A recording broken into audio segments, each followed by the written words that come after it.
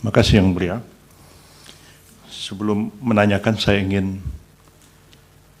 mengklarifikasi ucapan Saudara Lutfi Yazid. Bisa dikontra dengan pertanyaan, mungkin dikantarkan Yang Mulia. dari angle yang lain. Ya.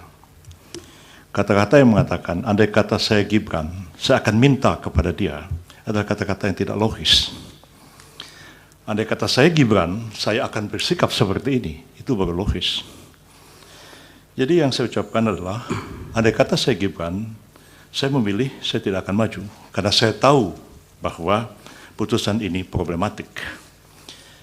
Pertanyaan yang mendasar adalah kepada saudara ahli, adalah satu perdebatan yang tak berujung di dalam filsafat hukum ketika kita mencari keadilan dan kepastian hukum. Kita tahu al-adlah adalah substansi daripada hukum itu sendiri. Tapi ketika kita berbicara dalam konteks penyelenggaraan negara, kita tidak mungkin mencari sesuatu yang tak berujung, tapi kita harus mengambil sebuah keputusan. Bahwa betul putusan 90 itu problematik kalau dilihat dari filsafat hukum, etik, dan lain-lain. Tapi dari segi kepastian hukum, putusan 90 itu jelas sekali. Pertanyaan saya kepada saudara adalah, ketika saudara menginginkan mahkamah ini lebih substansi membahas sesuatu sampai kepada keadilan yang hakiki, pertanyaannya sampai kapan kita akan menyelesaikan persoalan ini? Kita tahu dalam filsafat hukum persoalan keadilan dan kepastian hukum itu sesuatu yang sulit dipertemukan, tapi ketika kita dihadapkan kepada kasus yang konkret, menurut saudara, apakah kita harus berdebat tentang keadilan yang tak berujung, atau kita harus mengakhirinya dengan sebuah kepastian hukum? Demikian pertanyaan saya. Yang Mulia. Ya, satu pertanyaan Pak Pari. Ya, terima kasih Yang Mulia. Pak Aan ya, Pak Prof. Tadi berbicara tentang dasar kewenangan Mahkamah Konstitusi untuk mengadili. Tadi sudah disempitkan untuk ada berapa frasa di sini belum, tidak dapat atau tidak ingin gitu ya melaksanakan proses-proses yang barangkali seperti yang telah dikonstatir oleh saudara ahli tadi. Sehingga dengan demikian Mahkamah dipaksa untuk barangkali mengambil alih persoalan-persoalan seperti itu. Tadi menarik yang disampaikan oleh saudara ahli, sepanjang menyangkut dengan bagaimana mengalirkan atau mengimplementir ketentuan pasal 22E, pemilu dilaksanakan dengan cara langsung, umum, bebas, rahasia, jujur, dan adil. Pasal 6, pasal 22E ketentuan ayat 6 mengatakan hal-hal yang berkaitan dengan pemilu diatur lebih lanjut dengan undang-undang. Yang ingin saya tanyakan kepada saudara ahli adalah dasar untuk membangun tafsir yang dikemukakan tadi. Tadi juga sudah disampaikan penyelesaian perselisihan umum tentang hasil pemilihan umum, ya, tentang hasil ya. Tentang hasil itu sebenarnya bukan bahasa, bukan norma undang-undang, tapi norma konstitusi. Sebagaimana yang kita jumpai dalam ketentuan pasal 24C ayat 1 tentang hasil. Perdebatan akademik maupun politik juga menunjukkan tentang hasil pada saat itu. Jadi ingin saya tanyakan kepada saudara ahli adalah bangunan argumentasi yang dikemukakan pada hari ini itu didasarkan pada tafsir apa? Apakah original intent ataukah tafsir futuristik yang ingin dibangun untuk dikembangkan dalam persidangan ini? Mohon penjelasan. Terima kasih. Baik, dari Bawaslu. Yang Mulia, untuk ahli pertanyaannya, ada gium pemilu adalah predictable in process, unpredictable in result. Semua penyelenggara akan terkait dengan kepastian waktu dan proses yang akan dilakukan. Dengan keterangan ahli tadi, bagaimana kemudian menerapkan proses kepastian hukum ini dalam keadilan. Sedangkan keadilan ada 3 hal yang harus dituju: manfaatan, kepastian, dan akhirnya keadilan. Kata keadilan inilah yang kemudian terdiri atas 2 itu. Bagaimana pendapat ahli? Terima kasih Yang Mulia. Baik, dari Hakim Pak Arsul Yang Mulia, silakan. Terima kasih Yang Mulia Pak Ketua. Terima kasih untuk keterangan ahli. Saya sedikit saja dari apa yang ahli sampaikan dalam paparan tertulis. Ahli mendorong agar mahkamah melakukan judicial activism. Itu di satu sisi. Tapi di sisi lain juga ada pikiran-pikiran, pandangan-pandangan bahwa mahkamah juga perlu melakukan judicial restraint. Nah, saya ingin tanya dalam konteks antara judicial activism dengan judicial restraint itu posisi mahkamah kalau menurut ahli sebaiknya seperti apa? Ya, apalagi mahkamah seperti yang tadi disinggung oleh Bawaslu itu dibatasi oleh legal framework tertentu seperti menyelesaikan perselisihan ini dalam waktu 14 hari. Terima kasih. Silakan Pak An, singkat-singkat saja jawabnya. Baik, terima kasih Yang Mulia. Mohon izin menjawab. Pertama, pertanyaan dari Pak Lutfi. Apakah hanya hasil? Jelas tadi dalam paparan saya sampaikan bahwa tidak terbatas pada hasil. Proses juga termasuk. Yang kedua, putusan 90 cacat hukum yang serius. Ini juga sudah diuji oleh Mahkamah, putusan 90, dan putusan berikutnya dari Mahkamah adalah mempertimbangkan atau menimbang sebagai ratio decidendi masalah usia adalah open legal policy. Tentunya di situ Mahkamah secara halus sudah mengoreksinya.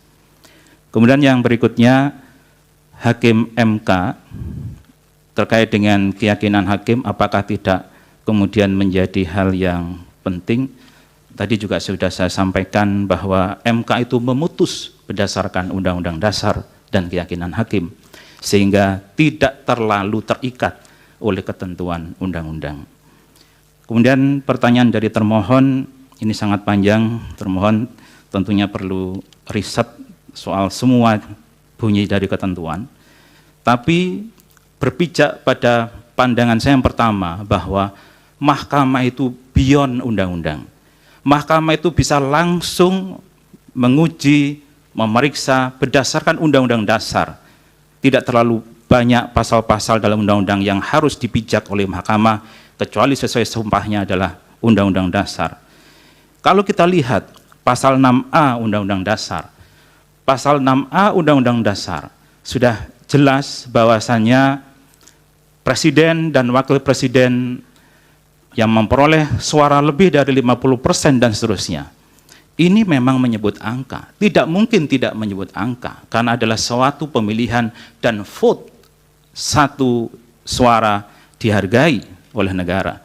Tapi persoalannya adalah mahkamah harus memastikan suara yang diberikan ini harus sesuai dengan 22E Undang-Undang Dasar.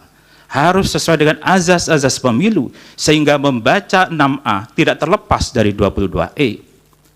Boleh angka sebagai suatu perlombaan, suatu kontestasi untuk memperoleh sebanyak-banyaknya, tapi angka sebanyak-banyaknya itu harus diperoleh dari prinsip-prinsip yang mengalir dari pasal 22E ayat 1 Undang-Undang Dasar 45. Yang kedua, dari pihak terkait. Bagaimana menempatkan keadilan dan kepastian hukum ini? Mohon izin mahkamah kalau diperkenankan, mungkin slide tadi yang belum sempat saya baca, tapi sepertinya ada di situ jawabannya. Kalau boleh ditampilkan. Iya, bisa sambil dinarasikan. Baik. Silakan. Yang judulnya dalam slide ini terkait dengan unwilling dan unable. Memang kepastian hukum itu menjadi sangat penting, apalagi dalam sebuah kontestasi. Azas yang berlaku di sini adalah ubi ius incertum, ibi ius nullum. Tidak ada kepastian hukum, maka tidak ada hukum. Dan memang benar, semuanya harus ada akhirnya. Litis finiri oportet. Disinilah peran Mahkamah Konstitusi untuk menciptakan kepastian hukum itu dan untuk mengakhiri perkara-perkara atau masalah-masalah yang berkembang. Saya yakin banyak sekali pengaduan-pengaduan ke Bawaslu yang masih belum selesai atau belum sempurna diselesaikan oleh Bawaslu. Tugas siapa? Perkara harus selesai. Mahkamahlah tempat terakhir untuk menyelesaikannya. Kemudian dalam masalah ini tentunya Mahkamah harus berpegang bahwasannya tidak ada lagi proses hukum yang dapat ditempuh untuk menilai kebenaran dan keadilan, maka apakah hal semacam itu tidak dapat dibenarkan dan diterima, Mahkamah akan memberikan atau menjustifikasi pelanggaran yang sangat serius dan mencederai konstitusi dan demokrasi. Inilah titik akhirnya yang harus mengakhiri semua perkara yang ada di tangan mahkamah. Yang lebih lanjut dari Pak Faris bahwa dasar wewenang yang ditanyakan. Mohon slide berikutnya. Di sini saya menulis soal judicial activism. Ini bukan perkara baru. Kita sudah sangat memahami bagaimana Mahkamah Konstitusi Republik Indonesia meletakkan judicial activism mulai 2008 terkait dengan election. Yang ingin saya sampaikan adalah hal-hal yang sebenarnya kosong, vakum di dalam undang-undang dan peraturan perundang-undangan diisi oleh Mahkamah Konstitusi. Mahkamah melakukan tafsir, yaitu apa di sini? Menurut saya adalah living constitution. Mahkamah tidak terbatas pada kata-kata yang ada dalam undang-undang, tapi berdasarkan undang-undang dasar, Mahkamah melakukan living constitution. Coba kita kembali kepada sejarah lahirnya Mahkamah ini. Dalam kasus Marbury versus Madison, dalam Supreme Court Amerika. Ya, itu sudah pengetahuan umum yang, baik, yang dari mulia. Bawaslu dijawab. Baik. Yang berikutnya soal kepastian waktu, keadilan, bagaimana menempatkannya. Terkait ini ya Mahkamah, semuanya ada constraint waktu. Mahkamah pun dibatasi 14 hari. Tapi dalam waktu 14 hari itulah keadilan harus ditemukan. Ya. Tidak kemudian kita berargumentasi waktunya kurang sehingga keadilan diabaikan. Sehingga constraint waktu yang diberikan pada Bawaslu dalam penyelesaian, misalnya dalam waktu sebelum 10 hari sejak pemungutan suara sudah harus ada putusan Bawaslu. Kalau tidak akan berguna putusan Bawaslu. Bawaslu tidak bisa memerintahkan PSU misalnya. Ada suatu TPS, bukan di pemakaman tapi di pemukiman. Ternyata pemilihnya adalah orang yang sudah meninggal. Oleh Bawaslu dinyatakan bahwa betul ini ada pelanggaran. Tapi ketika diputus Bawaslu lebih dari 10 hari saat pemungutan, tidak bisa dieksekusi. Seharusnya kan PSU. Nah, ini memang keadilan yang harus diletakkan dalam kepastian hukum. Makanya dalam Undang-Undang Dasar disebutkan bahwa kepastian hukum yang adil. Yang terakhir, mohon izin yang mulia, Pak Dr. Asrul Sani, bagaimana ketika dihadapkan antara judicial activism dengan judicial restraint? Bagaimana posisi Mahkamah Konstitusi? Mahkamah dalam beberapa putusannya memang kadang-kadang mengambil posisi judicial activism, tapi kadang-kadang Mahkamah mengambil posisi judicial restraint. Saya pernah meneliti soal rasio desiden di Mahkamah ini, tapi dari sisi benang merahnya saya melihat Mahkamah Konstitusi berani melakukan judicial activism ketika terjadi tanda kutip kedaulatan hukum. Ada sesuatu yang sangat mendesak di bidang hukum yang mahkamah harus hadir. Misalnya, ada condition intolerable, kondisi yang tidak bisa ditolerir, sehingga kalau mahkamah tidak memutus, maka penyelenggaraan suatu election akan mengalami pertentangan dengan pasal 22E. Itu yang diambil mahkamah di kasus Jawa Timur 2008. Atau juga mahkamah melihat bahwasannya telah terjadi pelanggaran persyaratan. Ada seorang WNA kemudian mencalonkan diri sebagai kepala daerah. Kalau mahkamah tidak hadir, hanya mengandalkan bahwa prosesnya sudah selesai, seharusnya Bawaslu dan KPU menyelesaikan di tingkat bawah, tetapi tidak jalan, mahkamah hadir untuk memutus bahwa diskualifikasi. Tidak mungkin kepala daerah itu warga negara asing. Tidak mungkin kepala daerah itu belum waktu 5 tahun setelah dipidana, kemudian menjadi kepala daerah. Tidak mungkin kepala daerah ketika hukumnya masih lama, mantan terpidana. Ini mahkamah hadir dalam posisi-posisi yang intolerable. Ya, Pak An, sudah cukup. Terima kasih. Yang ya. Baik, terima kasih Pak An keterangannya dari ahli, nanti mudah-mudahan bisa menjadi pertimbangan mahkamah di dalam mengambil keputusan.